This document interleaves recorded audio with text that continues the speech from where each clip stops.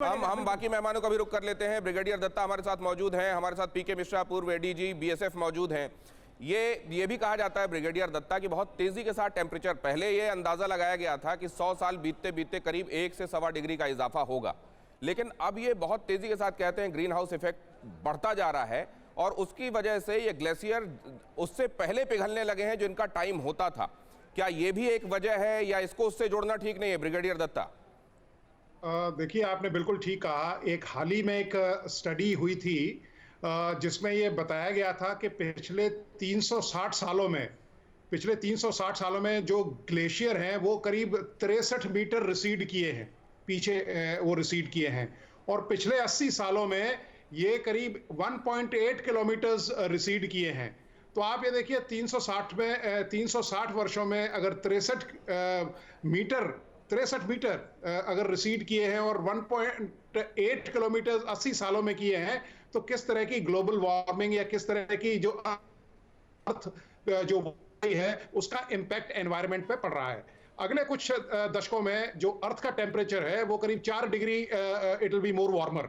और जैसा आपने कई स्टडीज में पढ़ा होगा, कई रिपोर्ट्स में देखा होगा, आपके टीवी ने भी इसको एक बार कवर किया था कि कई इस तरह के जो आइलैंड टेरिटरीज हैं या जो आइलैंड्स हैं वो बिल्कुल डूब जाएंगी।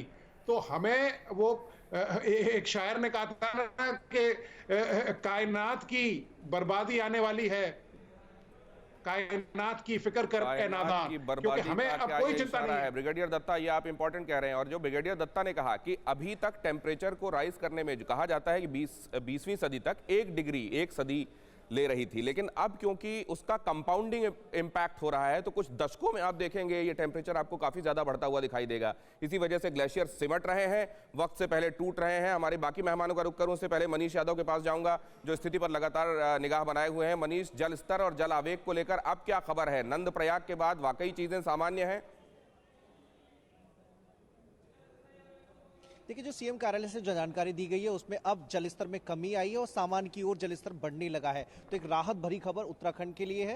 और आपको रोकना होगा मनीष, ये तस्वीरें तो हम दिखा रहे हैं लेकिन साथ में जो दूसरी तस्वीर है वो भी बेहद अहम है। प्रधानमंत्री नरेंद्र मोदी ने कहा है कि मैं लगातार एनडीआरएफ के संपर्क में हूं, अधिकारियों से बातचीत हो रही है। गृह मंत्री अमित शाह ने भी संपर्क बनाया हुआ है उत्तर प्रदेश और उत्तराखंड के मुख्यमंत्रियों से, और इस वक्त पश्चिम बंगाल के दौरे पर हैं प्रधानमंत्री नरेंद्र मोदी।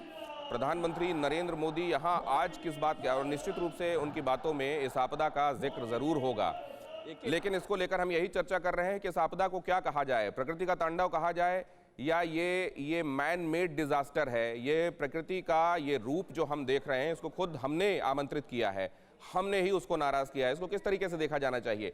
पहाड़ों का कटाव, पहाड़ों पर निर्माण के कार्य, पहाड़ों पर अतिक्रमण, पहाड़ों पर वो जगह जिसको पहाड़ों से होकर जो रिवर बेड कहलाता है उस जगह पर सिल्ट का जमा होते जाना और इस तरीके से तटबंध तोड़कर पानी का आगे बढ़ना, ये क्या हमारी लापरवाही नहीं है?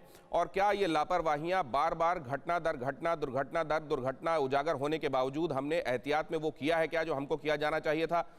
परवाह देश की, सोमवार से शुक्रवार रात 10 बजे TV9 भारतवर्ष पर।